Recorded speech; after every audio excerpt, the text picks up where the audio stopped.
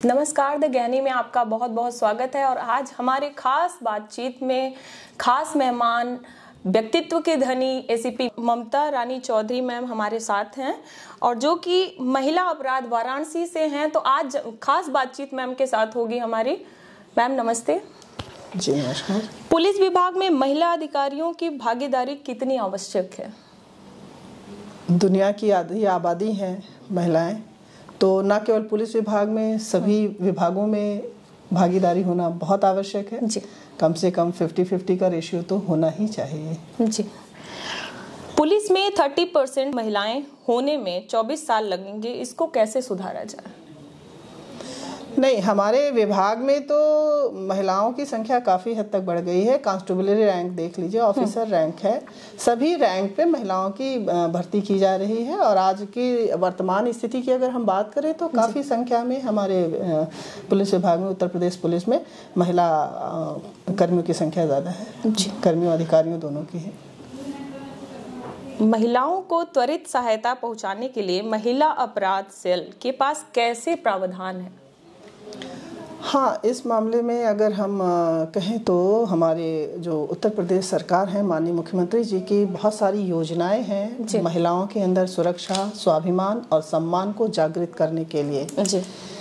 कानूनी पहलू में अगर हमारे आईपीसी सीआरपीसी हैं, जहाँ तक उसके अतिरिक्त जो है मिशन शक्ति प्रोग्राम गवर्नमेंट द्वारा चलाया जा रहा है, जिसमें मिशन शक्ति के तहत महिलाओं को विधिक रूप से जागरूक करना और जो भी शासकीय योजनाएं उनके लिए चलाई जा रही हैं सरकारी तौर पे, उनको उन तक पहुंचाना, उनको अवेयर करना, साथ ही उसको लाभान्वित भी कराना है कि जैसे सरकारी योजनाओं की जानकारी हो गई कि कहाँ जाना है। पहले तो पता ही नहीं होता, विशेषकर ग्रामीण अंचलों में अगर आप देखें, उन्हें जानकारी ही नहीं है कि उनके पास ये कानूनी अधिकार है या सरकार ने उनकी सुविधा के लिए, स्वास्थ्य के लिए या रोजगार के लिए या आवास के लिए ऐसी योजनाएं प्रचलित हैं। तो उनको उस चीज के लिए भी हमारी जो है महिला मिशन शक्ति टीम जाती है और वहां पे उन्हें अवेयर करती हैं। और बीच में अगर कोई बाधा आ रही है, कोई अन्य बातें आ रही हैं, तो उसको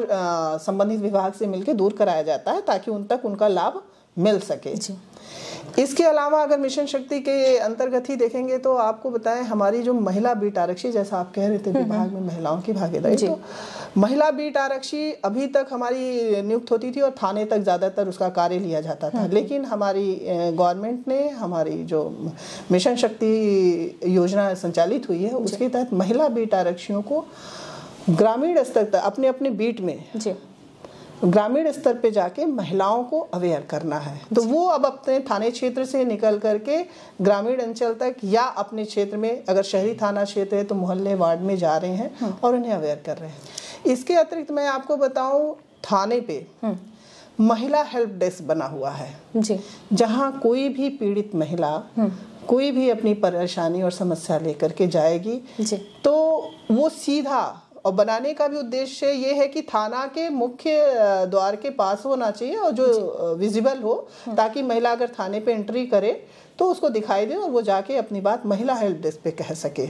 बिल्कुल, ये बहुत बड़ी सकारात्मक पहल थी, क्योंकि महिलाएं घर से निकलना मुश्किल और घर से निकल के थाने पहुंच करके अपनी बात कहने में जो हिचकिचाहट थी वो खत्म हुई, तो एक मजबूत प्लेटफॉर्म मिला। बिल्कुल। इसके अलावा आप वाराणसी में बैठी हैं, तो जैसा कमिश्नरेट वाराणसी है, तो यहाँ भी आप सोचिए महिलाओं के ही सशक्तिकरण के लिए उसके लिए जो है एक एडीसीपी महिला अपराध का पद क्रिएट किया गया, जिसपे एक महिला ऑफिसर को भी जो सीनियर लेवल पे है जो इस मैटर को देखा जा सकता है। क्योंकि ये अपेक्षा की जाती है ना समाज से कि महिलाएं अपनी बातें महिला को बताएगी, तो शायद वो महिला अधिकारी उसे उतनी ही संवेदनशील गंभीरता से समझेगी। ये उद्देश्य था।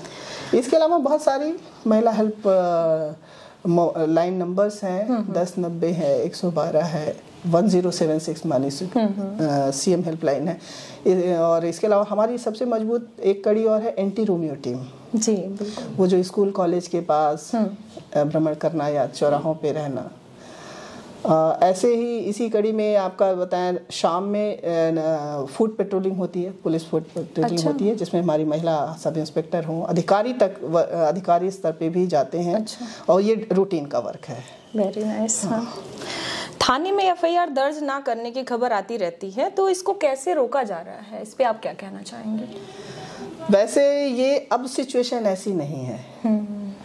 ये जो एक परसेप्शन शुरू से चला आता रहा है, लेकिन आज के दौर में, आज चूंकि ऑनलाइन का ज़माना है, तो आपको बता दें यूपी कॉप हमारा ऐप है जिसमें ऑनलाइन भी एफआईआर अगर थाने पे वो नहीं पहुंच पा रहा है या उसे लग रहा है थाने पे उसका एफआईआर दर्ज नहीं हो रहा है, तो वो ऑनलाइन भी एफआईआर रजिस्टर्ड करा सकता है। तो आज तो ये, हाँ, या आज ये यूपी का एक ऐप बना हुआ है, आप कर सकते हैं उसमें। अच्छा, और दर्ज हो रहे हैं। मजे की बात तो ये है कि एफआईआर ऑनलाइन दर्ज होके आते हैं और उसमें कार्रवाई होती है। मैम, उसका कुछ रेशियो है कि अगर ये जैसे ऐप चलाया गया तो उसके द्वारा कितने? हाँ, ये आंकड़ा एट प्रेजेंट तो मेरे पास नहीं है, बट ये है क्योंकि अब सब कुछ ना CCTNS से जुड़ चुका है। CCTNS जो एक योजना संचालित की गई है, ऑनलाइन पूरा नेटवर्किंग सिस्टम है, ये ऑल इंडिया ये चल रहा है। तो इसमें जो है ऑनलाइन एफआईआर थाने पे, संबंधित थाने पे चला जाता है। साइबर क्राइम बढ़ रहे हैं, ऐसे में महिलाओं के बीच मीडिया लिटरेसी कैसे बढ़ाई जाए? बहुत अच्छा सवाल है आपका, और आज का ये बर्निंग एक तरीके से टॉपिक भी कह लीजिए, और जो क्राइम की दृष्टि से देखिए तो ये बहुत ज़्यादा है। अच्छा, साइबर क्राइम के विषय में बता दूं कि 2 तरीके का क्राइम, एक तो फाइनेंशियल फ्रॉड क्राइम जो होता है, बाकी ये मोलेस्टेशन का क्राइम जो महिलाओं के साथ हो रहा है। इसके लिए भी मिशन शक्ति, जैसा मैंने बताया, इसके लिए हम लोग जो है सारी टीम हमारी बनी हुई है। थानों पे बाल पुलिस कल्याण अधिकारी बने हैं और मिशन शक्ति टीम और एंटी रोमियो टीम, ये सारा एक टीम वर्क के रूप में स्कूलों पे जा करके या जहां हम चौपाल लगा रहे हैं गांवों में, वहां जा करके अपनी ये बात बताते हैं और जागरूक करते हैं उन्हें। क्योंकि इसका एकमात्र है परिचर्चा करना, जागरूकता लाना। जब तक हम समाज में खुल के बातें नहीं रखेंगे, हमारे पास चूंकि केसेस भी रहते हैं तो उसका भी हम एग्जाम्पल वहां जाके लोगों को देते हैं। और साइबर क्राइम के प्रति न केवल आपको बताएं कि जनता को जागरूक करते हैं, बल्कि अपने विभाग में भी जो लोग हैं उनको भी अवेयर किया जाता है। तो इसके लिए हम लोग प्रशिक्षण अपने यहाँ दिला करके साइबर क्राइम के प्रति उन टीमों को भी प्रशिक्षित करते हैं, और ताकि वो जा करके जनता को वास्तविक तथ्यों से अवगत कराएं, और कानूनी पहलू इसके क्या है, कानूनी जानकारी भी दिया जाता है। बहुत ही अच्छा मैम। पुरुष पुलिस अधिकारियों को महिला अपराधों के लिए जेंडर संबंधित कोई ट्रेनिंग दिया जाता है? जी मैडम, ये तो बहुत महत्वपूर्ण चीज़ है जी, कि बदलाव के जिस फेज में हम लोग हैं, है ना, जब हम आज महिला अपराध की बात कर रहे हैं, महिला जागरूकता की बात कर रहे हैं, कानूनी अधिकार की बात कर रहे हैं, निश्चित तौर पे कानून के माध्यम से ही, माननीय न्यायालय के हस्तक्षेप से ही आज विशेष अधिनियम बन चुके हैं। चाहे वो कार्यस्थल पर लैंगिक उत्पीड़न का अधिनियम हो, चाहे पॉक्सो अधिनियम जो बच्चों से संबंधित सेक्सुअल ऑफेंसेस होते हैं, और भी विशेष अधिनियम, दहेज हत्या वगैरह, आपका IPC वगैरह तो है ही है। तो ये सारे विशेष अधिनियम जो बनाए गए, वो महिलाओं को जितना जागरूक करना है उतना ही पुरुषों को भी वो एक संवेदनशीलता जगानी है, वो सेंस जगाना है जो परंपरागत थॉट चली आ रही है उसके परिवर्तन के लिए। इसके लिए हम लोगों ने अपने भी ट्रेनिंग कराए हैं, और खुद मैं चूंकि यही काम देख रही हूँ तो उनको भी मैंने इस तरीके से विशेषज्ञों को बुला के भी ट्रेंड कराया गया, प्लस खुद के हस्तक्षेप से भी हम लोग कमेटी में जो सीनियर ऑफिसर्स हैं, जो अनुभवी हैं और जो एक प्रोग्रेसिव थॉट रखते हैं कि हाँ आज महिलाओं की भागीदारी बढ़ रही है तो हमें महिलाओं के साथ क्या बिहेव होना चाहिए। और मिशन शक्ति तो ये टीम चली रही है, सारे लोगों को अवेयर कराना, प्रशिक्षण कराते हैं। जी, बहुत ही अच्छा। ग्रामीण क्षेत्रों में महिला SHO का कम होना कुछ प्रभाव डालता है, आपका ऐसा लगता है? महिला SHO, चूंकि आपको बता दें कि मुख्यालय लेवल पे ही अभी महिला थाना खोला गया है जी, और सभी जनपदों में मुख्यालय लेवल पे एक महिला थाना खुला हुआ है जहाँ की महिला प्रभारी महिला सब इंस्पेक्टर या इंस्पेक्टर हैं। ग्रामीण अंचल में अभी ये प्रावधान तो नहीं है, लेकिन कई बड़े शहरों में अगर आप देखेंगे तो महिलाएं रही हैं, थानाध्यक्ष रही हैं, हाँ उनका रेशियो कम है, ये अवश्य है। इसका कोई कारण आपको क्या लगता है कि एक्चुअली बेसिक सारी जो अब तो समस्या महिला हेल्प डेस्क बन जाने से काफ़ी निदान हो गया कि महिलाएं अपनी बात कह रही हैं, और हर थाने में हमारी महिला पुलिस फोर्स की संख्या लगभग हो चुकी है, पूर्ण हो चुकी है। मतलब हर थाने पे मिनिमम 2 या 3 महिला सब इंस्पेक्टर जी। और करीब नहीं तो आपको मैं बताऊं ऑन एन एवरेज 25 से 30 महिला कांस्टेबल अवेलेबल हैं जी आज की डेट में। हमारे कमिश्नरेट वाराणसी में 30 थाने हैं, तो हर थाने पे है, और महिला हेल्प डेस्क खुल चुका है। तो इस दृष्टि से महिलाओं की समस्या का विशेष तौर पे ध्यान देना, उनको निस्तारण करने के लिए पूरी एक टीम रूप में वो वहाँ काम ही कर रहे हैं।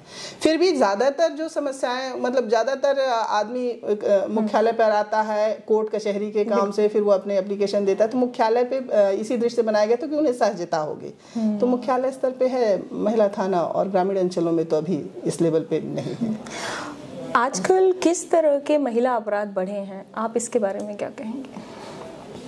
हाँ, ये भी सवाल बहुत अच्छा है। महिला अपराध बढ़े नहीं हैं, अगर मैं कहूँ तो महिलाएं अपने अधिकारों के प्रति जागरूक हुई हैं जी, जो हमारा प्रयास भी और हमारा लक्ष्य भी है कि महिलाएं अपने अधिकार के प्रति, अपने सम्मान के प्रति जागरूक हों, सक्षम हों और समर्थ बने।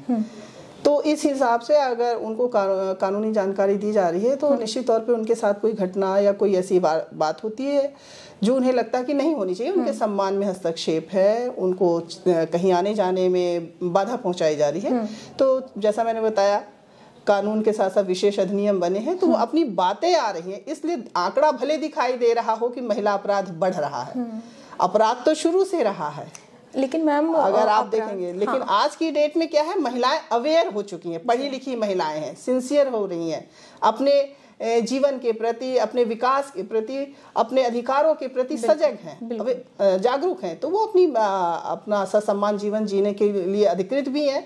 तो वो जब उन्हें पता है कि अगर मेरे साथ ये क्राइम हो रहा है, और चूंकि आज घूरना भी अपराध है, बिल्कुल आप किसी को मार नहीं सकते, गाली भी नहीं दे सकते हैं, सारी चीजें क्राइम है, और उन्हें पता चल गया कि ये क्राइम है, तो अपनी बातें कहने आते हैं सिर्फ अपने अधिकारों की रक्षा के लिए। महिला तो अधिकार के लिए अपने अवेयर हो रही हैं, शहरी क्षेत्र के, कुछ ग्रामीण क्षेत्र हैं कि नहीं हो रही, लेकिन जो अपराध बढ़े हैं वो किस टाइप के हैं, जैसे दहेज उत्पीड़न का है या आप इसमें ज्यादातर अगर मैं देखूं, मैं तो 1.5 सालों से यहाँ का कार्य देख रही हूँ, इसमें सबसे ज्यादा घरेलू हिंसा, इसमें एक दहेज उत्पीड़न की बात मुख्य रूप से तो है, लेकिन 3 क्राइटेरिया हम इनको बांट सकते हैं जी। एक तो है शादी से पहले, जो नॉर्मल आपके घर में अगर किसी की बहन बेटी है, माँ, आज तो चूंकि घरेलू हिंसा अधिनियम बनाया जा चुका है, जिसमें एक घर के परिसर के अंदर हर महिला को राइट है कि अगर उसके साथ कोई नाइंसाफी हो रही है या ऐसा कृत्य है जो असामाजिक है या आपराधिक है, तो वो उसके खिलाफ जा करके एक्शन ले सकती है। उसमें ना केवल बहू, माँ को भी राइट है, बहन को भी राइट है, बेटी को भी राइट है। घरेलू हिंसा अधिनियम काफी ब्रॉड है, ये महिलाओं के लिए बहुत अच्छा है। और आपको बता दें, महिला जो घरेलू हिंसा अधिनियम है, ये अधिनियम एक पहला अधिनियम है जिसमें कि हिंसा को परिभाषित किया कि जो महिलाओं के प्रति हिंसा होती है वो होती कितने प्रकार की है जी, बिल्कुल। तो इसमें 4 प्रकार की हिंसा बताई गई है। एक तो आपकी मानसिक और भावात्मक हिंसा, दूसरा शारीरिक उत्पीड़न या शारीरिक हिंसा कह लीजिए, मारपीट आ गया। तीसरा एक आर्थिक हिंसा है, जिसमें महिलाओं को घर से ही निकाल दिया जाता है, या घर में खान खर्चा नहीं दिया जा रहा, बच्चा बीमार है, दवा के लिए इलाज पैसे नहीं दिए जा रहे हैं, कपड़े नहीं दिए जा रहे हैं, तो ये आर्थिक हिंसा में आता है। इसके अलावा एक है लैंगिक हिंसा, यौनिक हिंसा। तो ये इतना बढ़िया अधिनियम है, और इसमें जो है आप सीधे माननीय न्यायालय में जा सकते हैं जी। इसमें अगर आपको फील होता है ये क्राइम हो रहा है आपके साथ, इन चारों हिंसा में किसी भी प्रकार का, बिल्कुल है ना, आपको लगातार अगर शादीशुदा है तो मायके के लोगों को लेकर प्रताड़ित किया जा रहा है, या गाली गलौज किया, या छोटी छोटी बातों में, हर बात में आपको नुकसान, तो आप जा सकते हैं। और इसमें जो है हमारे DPO साहब जो होते हैं, जिला प्रोबेशन ऑफिसर जो होते हैं जिला लेवल के, वो कोऑर्डिनेट करते हैं। अच्छा। अन्यथा माननीय न्यायालय में सीधा जाके एप्लीकेशन देके आप राहत पा सकते हैं। इसके अलावा दहेज उत्पीड़न की जहाँ तक बात कही, दहेज उत्पीड़न की बात भी प्रकाश में आती है। इसका रेशियो अपेक्षाकृत अभी भी बना ही हुआ है, लेकिन इसके साथ साथ एक और आता है, ज्यादातर मोबाइल के कारण जी जो महिलाओं के साथ हिंसा हो रही है। अधिकांश हिंसा शादीशुदा जो महिलाएं हमारे पास आ रही हैं, उनमें मोबाइल एक कारण बना है। मोबाइल कारण क्यों है? क्योंकि इसमें ज़्यादातर महिलाएं जो हैं, जो उनके हस्बैंड कहीं अन्यत्र अफेयर में है या अलग अवैध संबंधों में है, इससे महिलाएं पीड़ित हैं जी। तो दहेज उत्पीड़न और ये है, प्लस बच्चों का देखभाल न करना, ये सारी सिचुएशन आ रही है। और अधिकांश एप्लीकेशन शादी के बाद वाली वैवाहिक विवाद जो है उसमें आ रहा है। तीसरा आपका जो आपको अगर मैं कहूँ तो अपराध, रेप है, छेड़खानी है, और इन सभी चीज़ों पे आता है जी, उसमें एक्शन होगा। बिल्कुल मैम, ऐसी कोई घटना जो आप साझा करना चाहेंगे अपने कार्यकाल में हुई है? घटनाएं तो अनगिनत है, फिर भी कोई एक घटना। और अगर मैं घटनाओं की बात करूं तो एक तो पहले मैं क्राइम को बता दूं कि अपने बच्चों की सुरक्षा आप करें जी। बच्चे बेसिकली हमारे लिए बहुत कीमती हैं, न केवल हमारे लिए, समाज और देश सभी के लिए, और उनकी सुरक्षा और स्वास्थ्य के प्रति ज़रूर अवेयर रहे, क्योंकि ज़्यादातर जो हमारा एक यहाँ पे आया है 10 साल से छोटे बच्चों के खिलाफ जो क्राइम होता है, सेक्सुअल ऑफेंसेस विशेष तौर पे, वो बड़ा दर्दनाक और दुखदाई होता है। तो उस विषय में मैं कहूँगी कि बच्चा अगर आपकी बात पास आता है, कोई भी बात बताता है, चाहे स्कूल से संबंधित या आपके घर में कोई नाते रिश्तेदार हो या फ्रेंड सर्किल हो, कोई आ रहा है और बच्चे को फील हो रहा है कि उसे उसके साथ अच्छा बिहेव नहीं हो रहा है, या उसे पता नहीं है कि उसके साथ अच्छा, गुड टच बैड टच की भी उसे पता नहीं है, बस उसके साथ गलत हो रहा है, तो अगर वो कोई बात बता रहा है तो उसको गौर से सुने, बिल्कुल, और उसको उतनी ही संवेदनशीलता के साथ उसमें एक्शन लेने की ज़रूरत होती है। यहाँ बहुत सारे प्रकरण थे, जैसे अभी एक हमारे बताया 4 साल की बच्ची के साथ रेप हुआ था, विद इन हम लोगों ने 1 हफ्ते में उसमें चार्जशीट लगवाई, 10 डेज में DNA टेस्ट रिपोर्ट मंगवा लिया, मुलजिम मिल गया, गिरफ्तार करे, और उसको हम लोगों ने 1 से 1.5 महीने के अंदर सज़ा भी करा दी, और प्राकृतिक आजीवन कारावास उसमें सज़ा मिला, पहली बार यहाँ पे बनारस में। बहुत अच्छा। इसके अलावा आपको बताएं, जैसा भी एक चर्चा मैं कर ही रही थी कि एक महिला ऐसी है, बहुत परेशान थी, बहुत ज़्यादा, क्योंकि उसके हस्बैंड की एक्सीडेंटल डेथ हुई है ना। मैं ये शादीशुदा महिला और समाज की स्थिति बता रही हूँ, इट्स टू मच पेनफुल कि डेथ होती है तो नॉर्मल उसकी 6 माह की बच्ची थी, वो एक तो बच्ची छोटी थी, हस्बैंड की एक्सीडेंटल डेथ हो गई, उसमें कुछ पैसे उसके LIC वगैरह के मिले थे, तो वो अपने घर वालों पे विश्वास किया उसने, तो घर वाले उस समय जहाँ कहीं उसने दस्तखत कर दिया, ठीक, उसे पता नहीं था। तो हुआ क्या कि जितना पैसा मिला था उन्होंने बच्ची को तो कुछ पैसा तो उन्होंने खुद भी अपने नाम करा लिया, और उस लेडी के नाम पे कुछ भी नहीं किया, करीब 23 लाख रुपए थे, कुछ भी नहीं किया, और जो बच्चे को 50 मतलब उसको करीब 12 लाख रुपए के बच्चे के नाम पे था, वो भी गार्जियनशिप बाबा ने ले ली, माँ को बनाया ही नहीं, और इतना ही नहीं, उसको ससुराल से भी निकाल दिया। अब वो लेडी यहाँ हमारे ऑफिस के चक्कर काटते काटते, अच्छा वो इतनी पजल थी कि उसको ये भी नहीं लग रहा था कि मुकदमा नहीं लड़ना चाहती थी कि साहब मेरा किसी तरह पैसा दिला दीजिए, मेरी बच्ची का जीवन है। काफ़ी हमने भी प्रयास किया कि दोनों पक्षों को बुला के समझौता करा के कर दिया जाए, और सारी चीज़ नहीं हुआ। अल्टीमेट मुझे उसमें FIR रजिस्टर्ड कराना पड़ा, सीनियर लेवल पे बात किया गया, FIR रजिस्टर्ड हुआ, प्लस हमारे सीनियर ऑफिसर, हमने भी प्रयास किया LIC के ऑफिसर वगैरह से बात करके। इसके अलावा हमारे DIG साहब थे, एडिशनल CP सर थे, मिस्टर संतोष कुमार सिंह सर ने, फिर उनके बड़े हायर लेवल पे LIC से बात हुई, तो उसकी गार्जियनशिप चेंज हो गई आज की डेट में, और FIR के गार्जियनशिप चेंज हो गई तो उसका हो गया, पैसा उसको कुछ मिल गया, लेकिन अभी भी करीब 5 लाख रुपए उसको नहीं मिले हैं, जिसके कारण वो FIR विवेचना चल रही है। उसमें इन लोगों ने क्या किया था, फर्जी चेक लगा, उसका दस्तखत फर्जी करके उसका जो पहले ट्रांसफर किए होंगे उसको भी ले लिया था, तो उसी की विवेचना लास्ट फेज में है। अच्छा। और वो चार्जशीट लग जाएगी तो उसकी बहुत मदद हो गई, और उसको मैंने DPO से बात करके उसको विधवा पेंशन करा दिया, उसके रहने का भी व्यवस्था करा दिया कि वो वहाँ रह रही है, अब ससुराल से अलग ही रह रही है, क्योंकि ससुराल में कोई राइट नहीं है। जैसा मैं बता रही थी कि आज भी कानून में बहू को ससुराल की चल अचल संपत्ति में कोई अधिकार नहीं है। बिल्कुल, अभी आप केसेस देख रहे हैं तो काफी, तो ये भी विडंबनापूर्ण ही है कि ससुराल में जो लड़कियों को हम लोग मेंटली प्रिपेयर्ड कर रहे हैं, या इस तरह के नहीं, वही तुम्हारा घर है, वही सब कुछ है, तो एक्चुअल में वहाँ भी कोई उसका लीगल राइट नहीं बन रहा है। घर में तो रह सकती है, लेकिन कोई घर से निकाल दे तो वो क्लेम नहीं कर सकती है। बिल्कुल।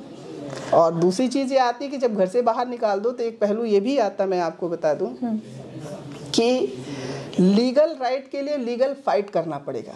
जब जिस लेडी को आपने घर से निकाल दिया मायके में उसका कोई है नहीं और सपोर्ट भी कोई करने वाला नहीं है, भी तो कितने दिन सपोर्ट करेगा, वो कितने दिन खिलाएगा पिलाएगा, तो अब वो कहाँ रह के फाइट करे। बिल्कुल, बहुत बड़ी बात है ये तो। और इतना ही नहीं, उसके पास फाइनेंशियल सपोर्ट क्या है। तो ये सारी समस्याएं देखते हुए हम लोग पूरी टीम लग करके कोऑर्डिनेट करके, जो हमारे महिला कल्याण विभाग से हमारे अधिकारी जिला प्रोबेशन ऑफिसर हैं, प्लस हमारे सीनियर ऑफिसर्स हैं, डीएम साहब से वगैरह से मिलकर सारे कोऑर्डिनेट करके हम लोग कोशिश करते हैं कि उसकी हर संभव मदद की जाए। प्लस यहाँ पे हमारे इसी में बता दूं आपको, वन स्टॉप सेंटर भी है हर जिला मुख्यालय में, हॉस्पिटल में ही खुला हुआ है, दीनदयाल हॉस्पिटल में। वहाँ भी हम लोग 5 डेज के लिए स्पेशल कंडीशन में रख करके, अच्छा, फिर कहीं उसको कोई एनजीओ वगैरह जैसे अपना आवास है या कोई ऐसा है अपना घर टाइप का है, वहाँ पे रखवाने का प्रयास किया जाता है, ताकि वो अपने बच्चे का और खुद का कम से कम उस दौरान पालन पोषण कर सके। लेकिन ये सब बड़े चिंतन के बिंदु हैं, बहुत बड़े चिंतन के, बहुत बड़ी विडम्बना है महिलाओं के लिए। और सबसे दुखदाई मैं पहलू बताऊं कि ये जैसा भी आप देख रही थी, अल्टीमेट महिलाएं अपनी जिंदगी को खत्म कर लेती हैं, ये बड़ा पेनफुल है। तो मेरा सभी महिलाओं से यही अनुरोध होगा कि ज़िंदगी आपकी अपनी है और आप अपने दम पे जी सकते हैं, है ना।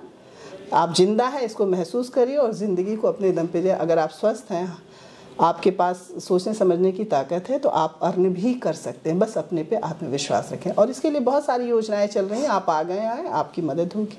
सबसे पहले तो महिलाएं जो होती हैं, जैसे कि आप केसेस अभी देख रही थी, तो मेंटल हरासमेंट उनको किया जाता है। मेंटल हरासमेंट मैंने बताया ना, ये भी। लेकिन आपने बहुत अच्छी तरह से, मतलब केसेस तो आप देख रही हैं, उसकी कार्रवाई भी त्वरित करवा रही हैं, ये हमने देखा। बैठे बैठे 6-7 आपने केस बतौर उनकी काउंसलिंग भी कर रही हैं, तो ये प्राउड की बात है हम लोग के लिए। सबसे जरूरी होती है काउंसलिंग की, कि वो जो मेंटल सेटअप है ना, यहाँ से कोई महिला आती है, अगर आंसू भर के आती है तो आंसू भर के कभी नहीं जाती। आप किसी बाहर की किसी लेडी से पूछ लीजिए, कोई आपको पीड़ित मिल जाए। और सभी लोग कहते हैं मैडम आप इतना समय देते हो। हम जानते हैं कि इस चीज को उसको समझाने वाला कोई नहीं। जैसे माँ ने, आपने देखा, माँ ने समाज की बात कही, उस लेडी की कोई बात ही नहीं करता है ना, नहीं। उस पे क्या बीत रही है, उसकी संवेदना क्या है, वो क्या चाहती है। बिल्कुल, सब अलग अलग निगाहों से देखते हैं, अलग अलग एस्पेक्ट से देखते हैं, लेकिन खुद उसकी निगाह से कि उसकी ज़िंदगी क्या है, वो क्या सोच रही है। माँ ने अल्टीमेट कहा ना, वो इतना प्रताड़ित थे, तो इसने कहा नहीं अब नहीं सहेंगे। तो यही चीज़ है, अब नहीं सहेंगे। अब हम इतने सक्षम है, तो अपने अंदर भी तो एक आत्मशक्ति रखनी पड़ेगी ना, खुद के आत्मसम्मान के लिए। हाँ, आत्मसम्मान के लिए आत्मशक्ति ज़रूरी है। तो इसलिए मेरा सभी से यही कहना है कि महिलाएं अपने आप को कमज़ोर ना समझें, और किसी भी चीज़ को सहने की ज़रूरत नहीं है। जी बिल्कुल, कहने की ज़रूरत है। आप कहें, आज के दौर में संविधान के अंतर्गत सभी को संवैधानिक अधिकार प्राप्त है, प्रत्येक व्यक्ति को, प्रत्येक नागरिक को। और आप भी एक व्यक्ति हैं जी, आप भी भारत की नागरिक हैं, और आपके लिए भी वो सारे चाहे प्राकृतिक अधिकार हो, चाहे संवैधानिक अधिकार हो, नैसर्गिक अधिकार और संवैधानिक कानूनी तौर पे जो भी अधिकार प्राप्त है, उसके लिए आपको वो अधिकार मिलने के लिए भी विशेष अधिनियम बन चुके हैं। बस आपको जानने की ज़रूरत है, समझने की, और पूरी हिम्मत के साथ आगे आने की ज़रूरत है। उसको अवेल करिए, क्योंकि आज का दौर महिलाओं के लिए सबसे अच्छा दौर है।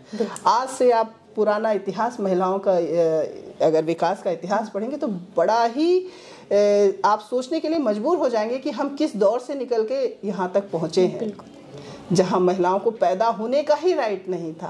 आज महिलाएं अपने संघर्षों के वशीभूत, अपने अंदर आत्मशक्ति, अपनी अवेयरनेस के कारण आज यहाँ तक पहुँचे हैं। दज्ञानी से मैं शिल्पी आपका बहुत बहुत आभार करती हूँ मैम, कि आपने कीमती टाइम दिया हमें। धन्यवाद। Thank you.